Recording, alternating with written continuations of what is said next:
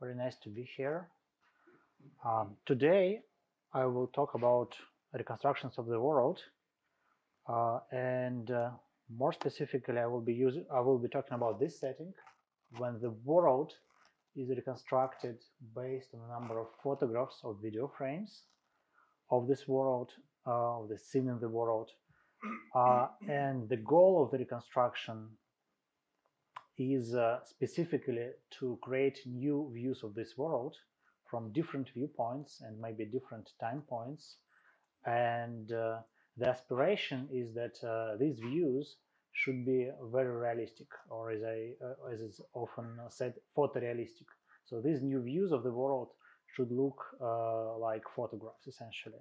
So here is one example from a relatively recent paper. Here, the system saw a number of images. Some of them you see on the left, and then the system is capable of generating new views of the scene, and these synthetically generated views are the frames of the video on the right. This is a very actively developing area, and today I will just provide you an overview with the main classes of the methods that are currently being developed in this area. Okay, I will start with a very short primer on the math and geometry behind it. I will not bother you today with too much details. Just very high level of overview. The central notion here is notion of a camera, and the camera is just some mechanism, some mathematical mechanism which maps points in three-dimensional space onto points inside your image, like pixel coordinates essentially. There is a specific simple pinhole camera model that I will now discuss. Most algorithms, most papers use this model, but they generalize well to less standard camera models, like fisheye cameras, for example. So this camera model,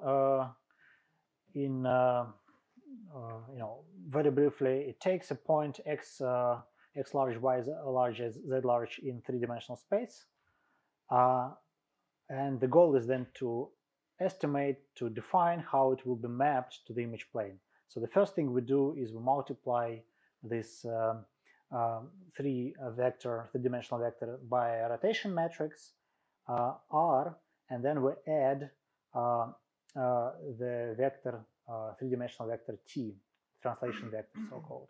And these parameters, the rotation vector and the translation vector, are called the the extrinsic parameters of the camera. They define essentially how your camera is located in the world coordinate space. And then, after you have done this multiplication, you get a new three-dimensional vector. You transform it with the matrix of intrinsic camera parameters. Specifically, this matrix has the focal length parameters, which basically convert meters, convert world coordinate units into pixel coordinate units on your image plane. And also there is a principal point parameter which which define how exactly your where exactly the center of the projection, where is it on your image plane. Then you end up with again with a three-dimensional vector x, y, and d. D defines the distance to the object, to the point from the center of the camera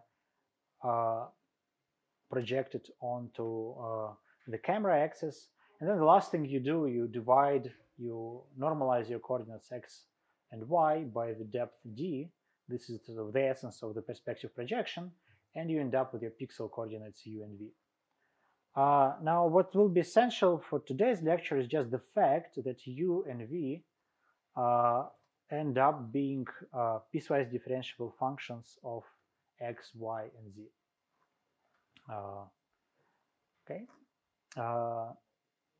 and this will allow us to do different things which were similar to machine learning and which are similar to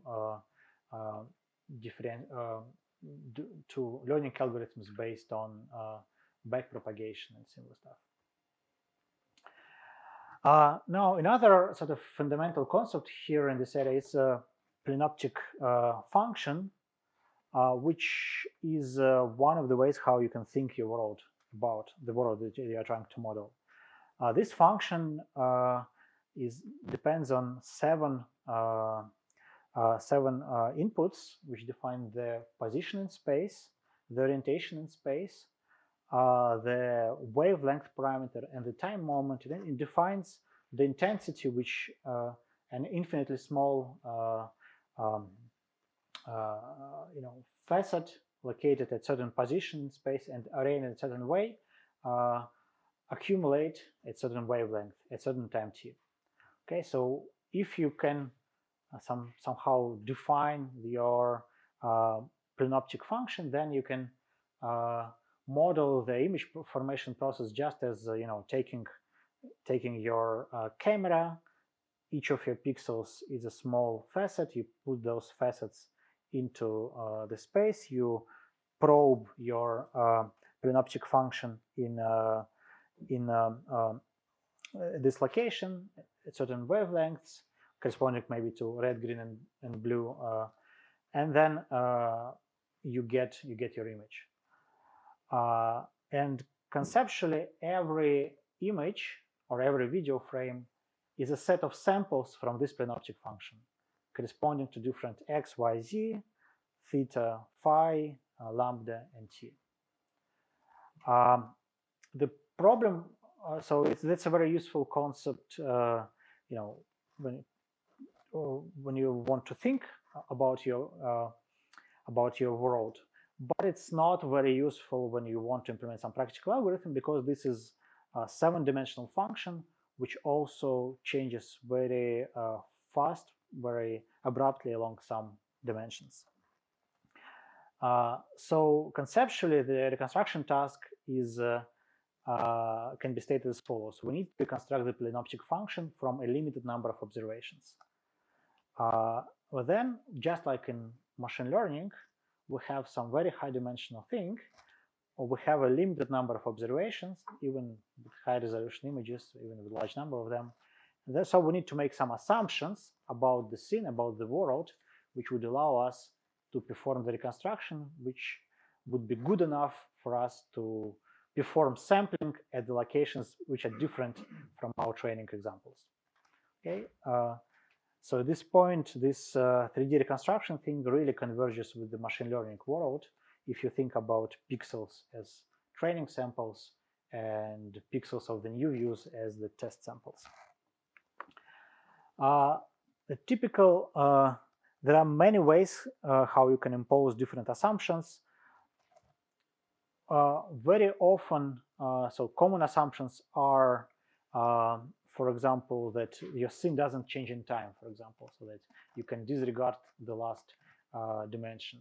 Or that you may say, I don't care about any wavelength except red, green, and blue, and I will only model those 3 wavelengths. Then another thing is that most algorithms have some kind of decomposition between appearance and geometry. And geometry very loosely defines how surfaces are distributed in your world, and the appearance correspond roughly to how the surfaces are colored, maybe how they react to how they emit light. So you can use different mechanisms to model the surfaces and model their coloring, and then that allows you to generalize well to new viewpoints.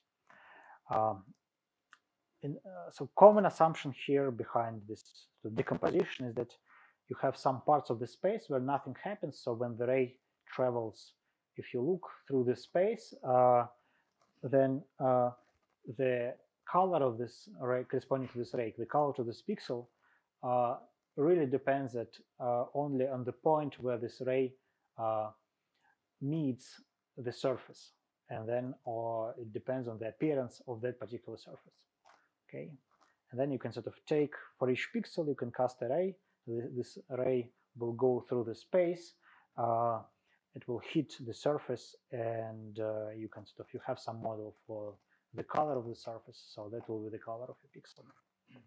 Now, to make this all slightly more concrete, let's take the most common representation still in the current world, in the current research world. That would be a mesh plus texture, when I use triangular meshes to represent surfaces, and I use 2D textures to model the appearance of those surfaces. So in slightly more detail, every triangle in the mesh, every vertex for every triangle in the mesh has the respective location on the texture.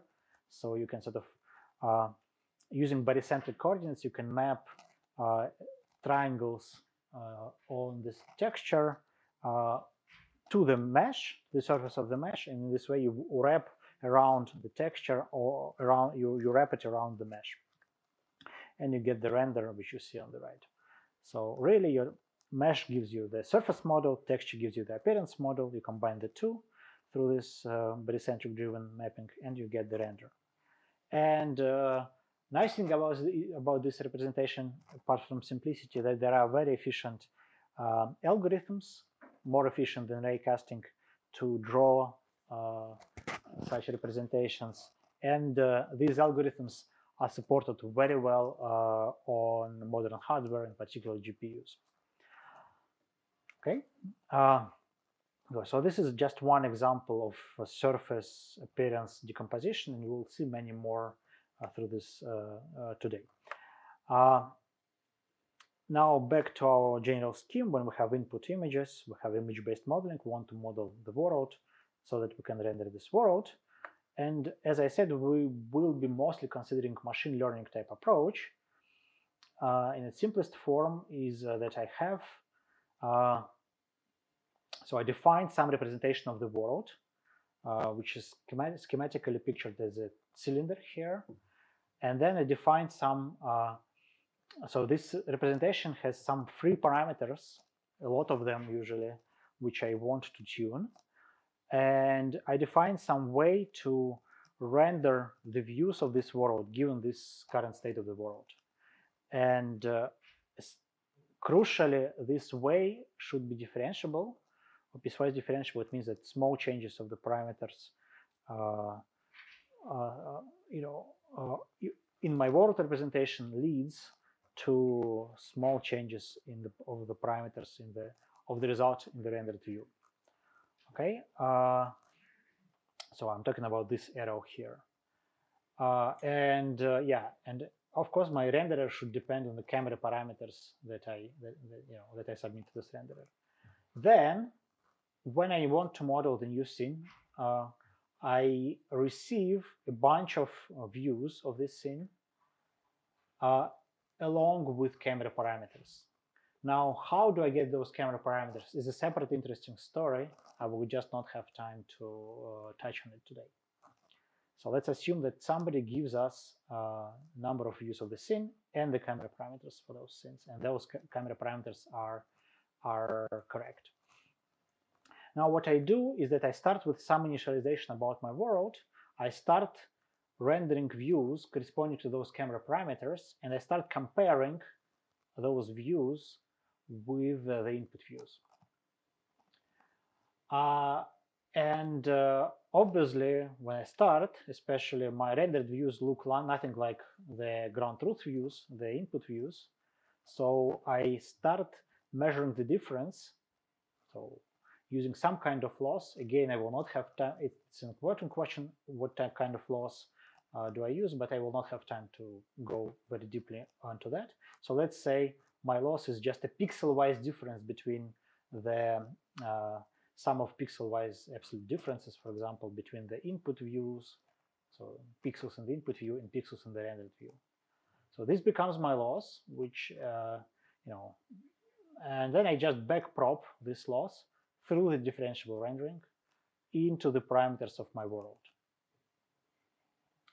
Okay, and I update the parameters of my world so that my loss here is decreased, and I keep iterating over multiple input views.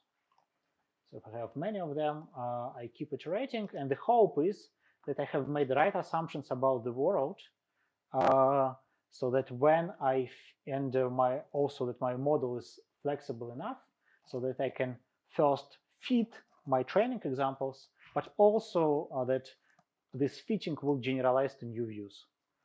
Okay, of course, it's not given that this will work, and in practice, there is always some degree of underfitting, which means that I don't fit my input views perfectly, and there is some degree of overfitting, sometimes very considerable, meaning that if I take a very different view and I try to render, usually the renders are not good, but at least I can sort of hope to make the right to impose the right sort of assumptions on the world, so that at least I will get generalized to nearby views. Okay, now let's get back to our first working example, mesh and texture. Here, the key enabling factor is the availability of libraries which allow you to render meshes, textured meshes, in a differentiable way. Now, this is not a trivial question how you do that. Far from that. Essentially, rendering of classical algorithms for rendering meshes are non-piecewise differentiable. They are discontinuous at certain points. For example, when you have two surfaces and then you slightly change, they come in some order, then you slightly change, move the backward surface, and it emerges in front of the first surface. Okay. Then at this point, when the two surfaces cross each other, there is a jump in intensity, jump in coloring. So this function essentially becomes discontinuous. So when you try to implement differentiable rendering, you need some ways to smooth the discontinuities. And different algorithms can do that in different ways. Different libraries can do this in different ways. Again, the simplest thing to start with is just to take a library for differentiable rendering, such as PyTorch 3D from Meta, or such as NVIDIA Rust from NVIDIA, and they would allow you not to bother about these pesky but important details, and just put in your mesh, put in your texture, and get out the image. Put in the camera parameters and get out the image in a way that you can backprop through this operation into camera parameters, mesh parameters, and texture parameters. Okay.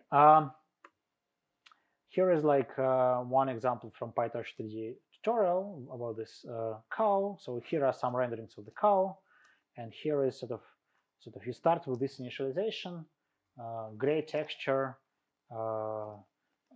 spherical surface, and then gradually this representation, just by rendering it and comparing it to the image views, and then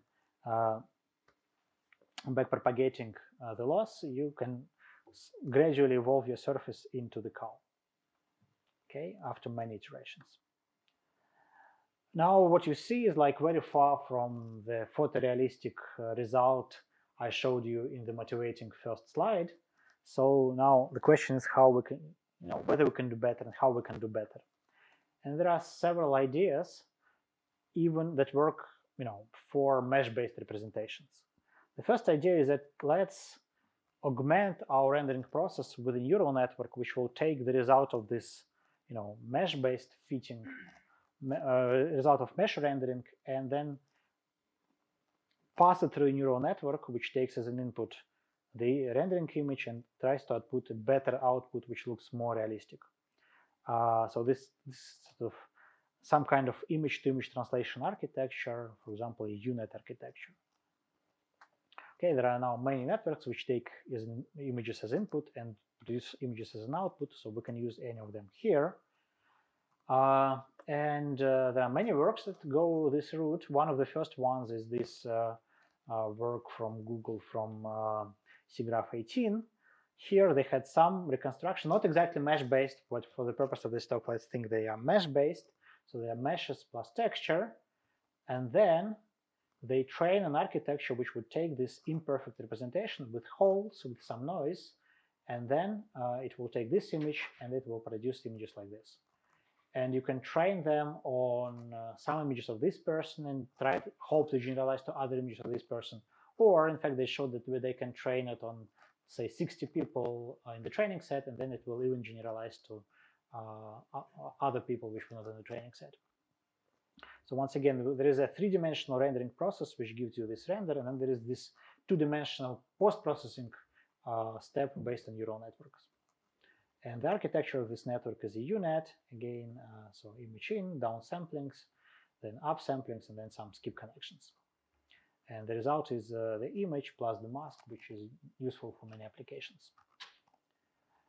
So here are some examples from their paper, pretty amazing results, especially for 2018. This is the input before this post-processing. This is the output. And again, this is, I believe these are previously unseen people. So these are renderings. And this is the ground truth, which the system hasn't seen. Okay, so the next step, which was made in this paper, is saying, okay, so we're going to use mesh-based rendering first, and then we're going to process it with an image-to-image translation network afterwards. Then maybe we don't care that the input to the network tries to be realistic, right? In fact, we don't even care if this input has 3 channels, like the output image. It can have, for example, 16 channels. So in other words, our world representation can have a mesh, a 16-channel image as a texture, and then our rendering process will give us 16-channel image as a result of putting the texture onto the mesh and rendering it with a certain camera. And then our neural network will take as an input 16-channel image and output 3 or 3 plus mask channel image. During fitting, during training, I will fit several things to this scene. That would be the surface, the texture, and also the parameters of the neural rendering network. Okay, so I will optimize all of them. And what they showed, what was remarkable about their work, apart from the idea itself, is that this kind of system is very tolerant to the coarseness of the geometry. Okay, so when they were modeling this bust scene, they showed that even when the geometry model was very coarse, the renders still look quite realistic. Also, another thing is that I can try to model some view-dependent effects by putting the view directions along which I observe certain surface point also as input to this neural rendering network. Okay, yeah, so this is a very powerful idea. Neural texture plus mesh, it allows you to do a lot of things. There were a lot of follow-up works. And yeah, another nice thing about this approach is that it's still very fast to render, assuming that your neural network is fast enough. Okay, it's not very fast, but it's still reasonably fast. You can achieve interactive speeds on GPUs. So my lab, which I was at the moment at Samsung, so we did a work where we used this approach to model humans, and as of 2020, but I think still to some extent as of now, there are good approaches how to model human geometry using meshes, but these approaches don't handle clothing and hair that well. Okay, so you can sort of model naked humans, the geometry, but you cannot, this clothing and hair, long hair is a problem. So in our approach, what was happening, so we used a well-known model for body geometry. We used a neural texture, I think 8 channels or 16 channels in our case, and then we superimposed this neural texture, so this is just first 3 dimensions, over the body, so you feed it to the scene, and then it generalizes to new view of the same person. And actually it can be fitted, it can run in real time in moderate resolution, even on smartphones, let alone desktop GPUs. The quality is not, far from perfect, but sort of you see sort of that loose clothing and long hair are modeled to some extent. There is also some jitter, but this is sort of, yeah, I mean, it's also a problem and it's hard to handle. So again, the results are imperfect, but they're a step forward. And the key here, once again, is that geometry only models the body. Everything else is added by the neural rendering. Okay, so much so for mesh-based modeling. In fact, the availability of this neural rendering network allows you to use more exotic geometry representations. For example, your geometry can be represented just by point cloud. Point-based rendering is not new. It was actually first sort of wave of interest was in the beginning of 2000s, but then it didn't work that well because you have always to, to watch out how to fill the holes and how to choose the resolution of your point cloud correctly, how to sort of to assign radii during rendering to each point, and it's always didn't quite work out. But now, because you have this neural network in the end of the rendering pipeline, all these problems become much more solvable. So here in this work, what we've done is to model. So we modeled the world just as a point cloud, and each point gets assigned a neural descriptor, say an 8-dimensional vector. And during fitting, so during rendering, we render each point, we assign this vector to this point, and then we get renderings at multiple resolutions, and we put this multiple resolution rendering into a unit architecture, except the difference from unit is that we have this input at multiple points inside the left half of the pipeline. And then this network is trained to produce a photorealistic rendering. Okay, and when your point clouds is dense and the input images have correctly estimated camera parameters, it works like really well, as you see on the left. When it's not the case, when your point cloud is imperfect and the camera parameters are imperfect, okay, you get a lot more artifacts, but still you get sort of some kind of blurry photograph as a result. Comparing to mesh-based approach, having point-based approach can be beneficial for modeling thin parts, especially again in the presence of camera misalignment imperfections. So here in this case, mesh-based modeling, so we used state-of-the-art software to create mesh models based on input images, and it failed here because of this bars were not modeled correctly. In case of point cloud, there were some points on the bars, the handlebars, and so the ability of this noisy, imperfect point cloud there allowed to model it with more detail. Still not perfect, but better. Okay, so in this situation, point-based modeling can have an advantage. Okay, so point cloud is another popular representation for this scene. But then maybe the most popular, at least within the research community, representation these days, which spurned the biggest amount of research papers, research work, interest, is based on volumetric representation. When you don't model surfaces explicitly, instead you try to model something about each point in three-dimensional space. And then there is a problem how 3D space is large. There are so many points in it. So how do you and you want some modeling which is high resolution. So the question is, how do you store all this information about three-dimensional space? And the answer which this paper brought, there were some actually previous paper the previous year, but they didn't achieve nearly as good results.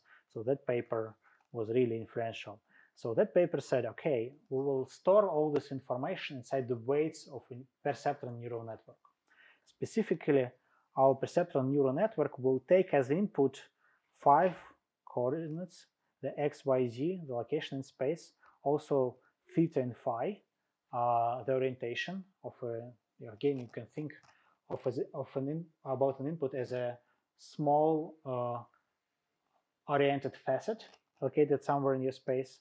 And then, given these 5 parameters, your neural network will produce 4 numbers. 3 of them will be interpreted as a color, and the 4th one will be interpreted as a density. How dense is your scene in this particular point? Then, once you model your world, your scene, using this neural network, the rendering process works as follows. Suppose you want to get the color of a certain pixel.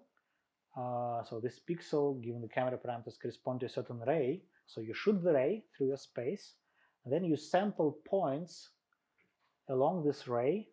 So you have, for each point, you have the coordinate x, y, z, and you also have the orientation corresponding to the orientation of the ray.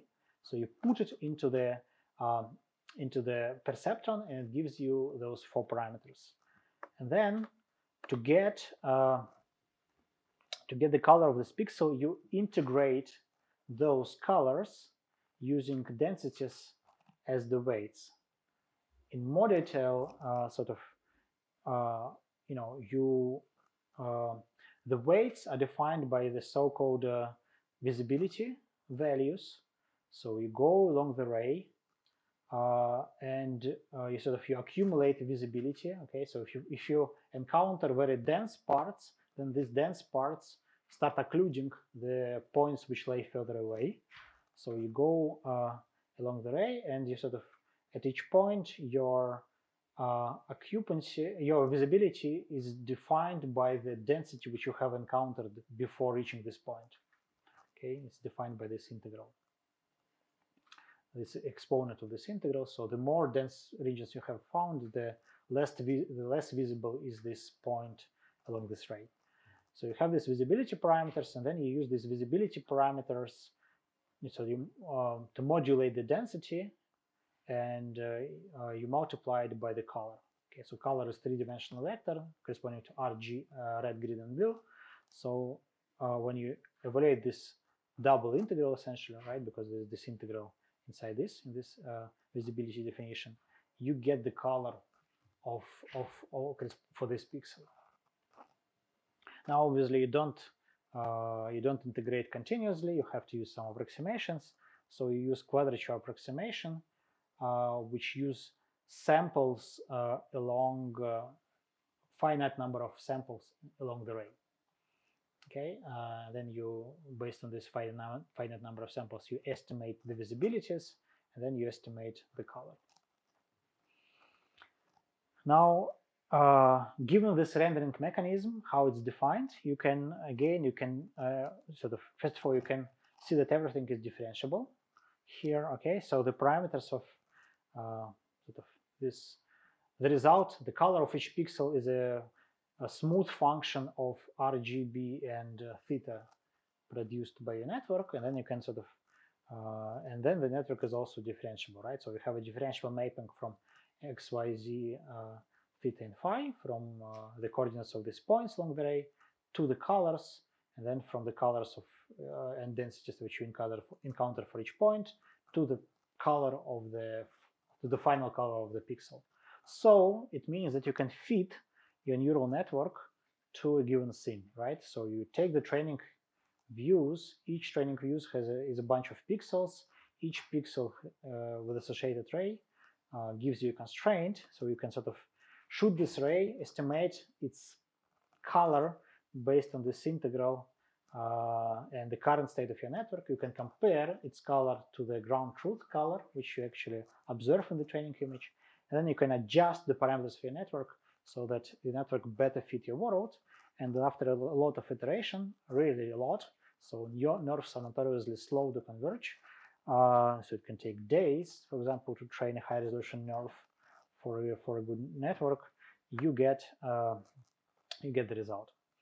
There are many engineering tricks to make it work. First of all,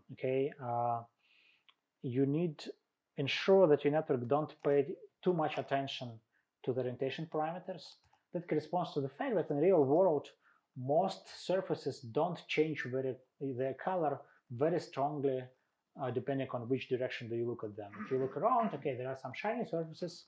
They are more sensitive to orientation, but for example, this floor or the chairs, they are much more diffuse. They don't change.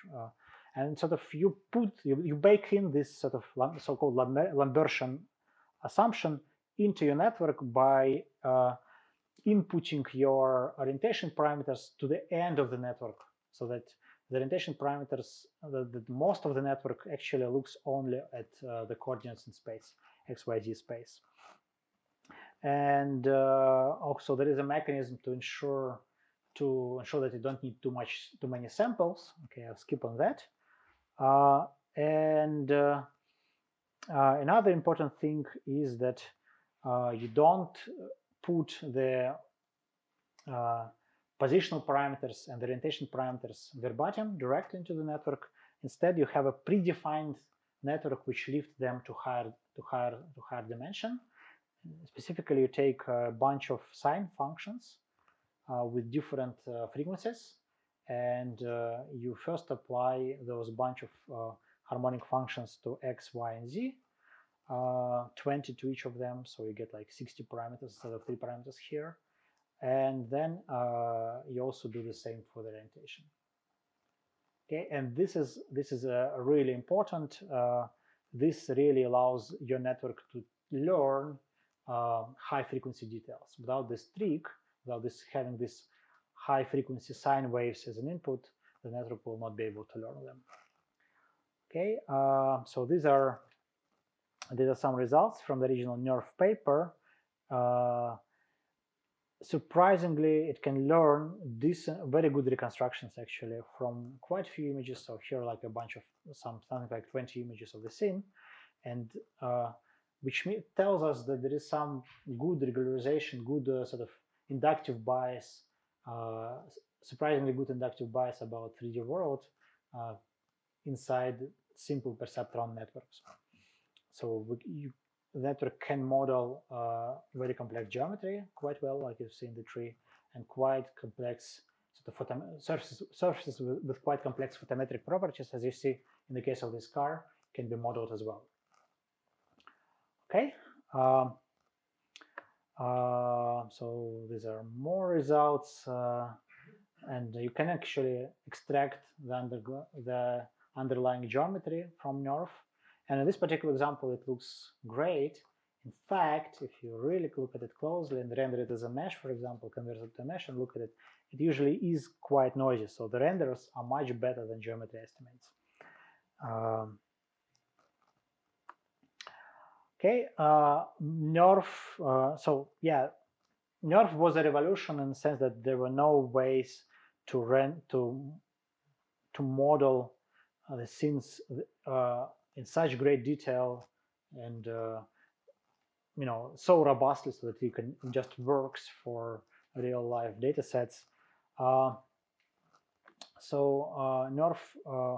was a very impactful paper which resulted in many follow-up works. I will highlight just some of them. So this work called MIP-NERF from the same group of authors was a step forward. And the idea behind this work is that we shouldn't model a pixel as a ray. In fact, it's better to model each pixel as a beam, so the ray with some sort of thickness, as you see like here. And then when you sort of do some measurements at some point along the ray, you instead of making this measurement point-wise, you try to approximate what you would get if you take an integral here over certain sort of Gaussian centered at this surface. Okay, that's not tractable really, but you can approximate it by taking integrals in over the inputs of the sine waves that you input into your network. Okay, so instead of using your original network and doing integration on its outputs, you do the integration on its inputs and probe this network again just once. But with what you probe it with really depends on the size of this Gaussian. Okay, and this very neat trick allowed it to handle scenes across multiple scales where different pixels can correspond to, under different circumstances can correspond to big or small parts of the space. So what you see here is what they demonstrated on the right is that they get nice rendering without aliasing effects, even when the scene is viewed from far away or from very closely. Okay, and then so the main downside of the NERF is how slow the rendering is. So there are many works which provide ways to speed up the NERF or to bake the NERF into some faster representation, which you can, for example, which can be, for example, a volumetric, relatively low resolution volumetric grid, like in this case. Sort of the idea is that you essentially probe your network, you pre-record the responses of your network at multiple points in space, and then you have a small network on top of that, which takes as an input the interpolations inside your from your volume and potentially the view directions, and that allows to speed up rendering by a lot. So without too much sacrifice of the quality. So, for example, you can get rendering at medium resolution on laptop, while originally it would take multiple seconds, maybe even minutes per frame. And then there are works actually which says, you know what, we can get rid of neural network inside of NERF, or at least we can get rid of the big part of the neural network inside NERF and use and optimize the voxel grid containing some latent parameters instead. There is like also nice work from NVIDIA, which is sort of the voxel grid uses some hashing structure, hash-based structure. But the idea is that having this voxel grid which contains some information about what happens in every part of the space. So when sort of the key element of NERF which remains is this integration along the ray.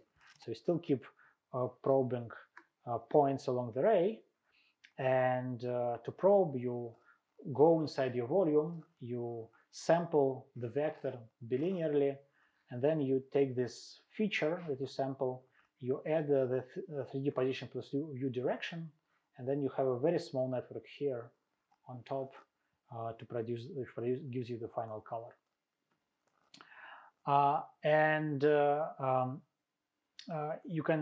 The nice thing about this architecture is that not only they allow fast rendering, but they also allow fast fitting, so that you fit the scene much in sort of minutes rather than many hours, and the results can be sometimes as good as NERF. Okay, and the next sort of big step in this area was using explicit surface representation for modeling geometry, so going back to surface-based representation, and using neural networks like NERF to represent photometric properties, basically the surface texture. So what happens here is that you model your surface using a so-called sign distance function representation. So what this means is that you have a function in three-dimensional space which at every point gives you some number, and if this number is positive, you say that this point is inside the surface, and if this number is negative, you say that this number is outside of the surface. And your surface is actually the zero isosurface of this function. In some situations, you want those numbers to correspond to the distance, to the actual distance of the surface. In some systems, you don't ensure this fact. You just want the number to be positive, so significantly positive inside the surface and significantly negative outside the surface. But so the idea is that you define the function which works in 3D space, and the surface is the zero isosurface of this function. And then, guess what? You can define this function as a neural network, which takes 3 coordinates as an input and gives you the occupancy, the value as an output. And then you can sort of optimize the parameters of the network. And by changing the parameters of the network, you change the function, and indirectly you change the isosurface, so that you can sort of evolve the surface by changing the parameters of the neural network. The attractive property of this representation is that you don't have to commit topologically. So you can, for example, you can start with a sphere, with the function which defines the sphere, and then gradually evolve this sphere into something which is topologically different, for example, into a cup or into 2 spheres, right? So this is very important when you do practical modeling of the world scenes, because most often, once you don't know the topology of your scene. And then you can always convert this representation into mesh-based representation post hoc once you are finished with your modeling. And so there are, at certain point, like by the end of 2021, middle of 2021, if you look at arXiv, not at publications, there were like about 7 papers on arXiv based on basically the same idea. You use SDF kind of representation to model surfaces, and you use separate perceptron to model the radiance, like in NERF. So you keep the NERF thing to model colors, and you use SDF to model geometry, and then you optimize them jointly to fit the images. And when you optimize, at least initially, you take the integral along the ray, okay, but then gradually, as you continue optimization, you shrink this integral towards surface samples. So initially, your sort of samples, your red points distributed all along the ray, like black points here. But then gradually, as you converge, you sample more and more frequently near the boundary defined by your SDF. And you optimize both the color network, as I said, which you use to probe colors here, and the parameters of your SDF. And then you converge nicely to the representation when you have colors. When you basically have colored surfaces. Okay, they can be they can model view-dependent effects. They can not model those effects, but in the latter case, you can just convert them to mesh plus texture representation and render them very fast on any hardware or in software. Okay, and so this is sort of state of the art under some conditions when you really want your result to be nice surface which you can export and use in your application. Okay, now how much time do I have? Yeah, 10 minutes, thank you. So very briefly, what I discussed today with you is this framework when you model specific scene and you feed every scene from scratch, right? You only have the images of this scene, and then you feed the parameters to these images. Many works actually do the next step and say, we will build a system which would generalize to new unseen scenes after we train the system. Okay, so even more, make the things even more similar to machine learning. So such systems, high-level operate as follows. They take as an input a bunch of images of the scene. Then they have a feed-forward neural network which essentially turn those images into some world representation. Then you still have this differentiable rendering, which create images. And then during training, you compare. So the scenes come as a bunch of images. You take some of them as sort of input images, and you take one of those images as a sort of reference image. So you ask your feed-forward network to predict the world. You then do differentiable rendering. Then you compare what you put the parameters of the holdout views here. Then you compare what you get with the ground truth image. Okay, and this you backpropagate the loss, and then you sort of tune the parameters of this network, which create the world out of the images. So that's the formalism, and you do this over many scenes, and the hope is that this will work out for a new scene. Yeah, in test time, you take the new scene defined by a bunch of images, you create the world representation, scene representation, then you can render new views from new viewpoints. You can combine the two approaches by fine-tuning your world representation in the same mode. Now, sort of you get the world representation from your feed-forward network. It can be differentiably rendered to new views. Now you take all the input views and you fine-tune the parameters of your world using the mechanism we talked about before. So the two are complementary, the two mechanisms. Long story short, this approach is very powerful, and you can basically take any representation we talked about before and upgrade it to this formalism, so that, for example, you can take the NERF representation with this integration along the ray and replace the original neural network inside NERF with a neural network which spits out densities and colors based on the reprojection of each point onto the input views of the scene. Okay, so this neural network, which has complex structure, it has some convolutional parts, some transformer parts, but basically what it does when you do ray integration, it projects each point into the input views, probes it for some features, and then outputs densities and colors, which you integrate in the same way as you do in the NERF, and then you get the color along the ray. And here are some reconstructions. So here the network was not in any way fine-tuned to the new scenes. It just takes a bunch of photographs for this scene, and it creates these sort of flyovers for arbitrary rendering. Note that the rendering is still very slow, just as slow as it is in NERF, but there is no training, there is no fitting stage for a new scene which you haven't seen before. There is also only meta-learning stage for a different variety of scenes.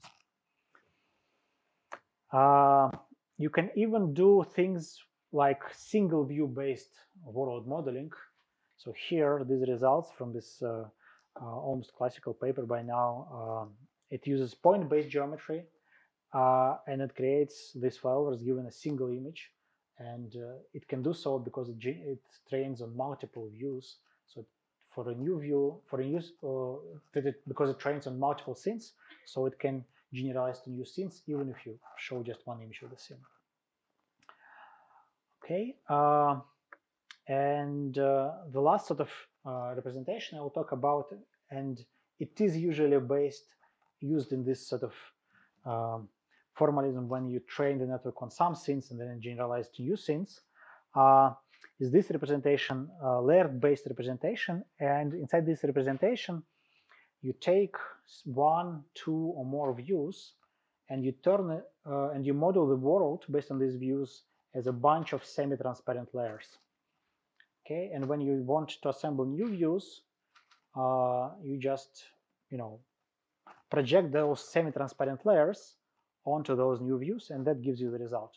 So you get super fast rendering, which is a very strong point of this approach, and it gives you really good results as long as your new views are close to the input views. Okay, so that's the limitation of this method. Basically, for example, in this work, in the original work, which not quite original, but it really popularized this approach, it took two views as an input, and it spits out this decomposition into a bunch of layers with textures and semi-transparency values. Okay, so this is one more example. So this is the input views, and this is the decomposition. So just a bunch of semi-transparent layers, and if you reassemble it for new views, you get a very realistic view of the same scene. Surprisingly, you don't see this sort of decomposition of the scenes even when you look closely on them on this image. Okay, one more example. Okay, so just to recap, I'm concluding. So I showed you a bunch of representation, bunch of the ways to represent the world. They are very diverse. There are some volumetric representations, there are some mesh-based representations, point cloud-based, and layered representations. There are common patterns, like the way you feed the scene. You can reuse losses between for very different representations. You can reuse optimizers. You can mix. So that's a very thriving field of research. What makes this field of research easier is the availability of these libraries, which can sort of implement lots of things for you, especially this mesh plus texture representations can be rendered differentiably using these libraries. I encourage you to play with them if you want to go into this field. And then there is both these two groups of approaches. One feeds the particular scene, and another one feeds the trains for multiple scenes and can generalize to new scenes. Okay, and with that, I will probably conclude. Thanks a lot for your attention. I'll go to this nice slide with nice animations. That's interesting. That's a group from somewhere from Thailand, which did this amazing work. Had a great paper at CVPR. Really like state-of-the-art results. Yeah. Okay. Thank you very much. Thank you very much for the presentation. If we have actually we have time for only one question. Hi, thank you for your talk. My question is on the robustness of such models. How well they transfer from being trained on artificial computer-generated graphics to real-life examples, and how sensitive they are to some camera properties, for example, so to aperture, resolution, etc. Okay, that's really more than one question. I'll try to answer them quickly. So at this point of time, all the methods I think I covered today all work for non-CG, non-computer generated graphics. Like this is one example. Okay, these are real photographs, and it works. So where I think as a field, we're beyond the stage when we showed something on simplistic computer generated images. Robustness, it's always a compromise, right? So you always need to be careful that nice results that you see are most often correspond to interpolation. These new views usually are somewhere in between, roughly in between of the input views from which you did the modeling. And when you try to extrapolate, usually things quickly go to much worse results. And the second question was how sensitive they are to camera parameters. Many of them are quite sensitive. Nice thing about most of these methods is that you can also backprop into the camera parameters, so that they can optimize jointly the world representation, but also the camera parameters of individual frames. And usually it works quite nicely. So if your camera parameters have small errors, you can rectify them and get sharp reconstructions and better camera parameters.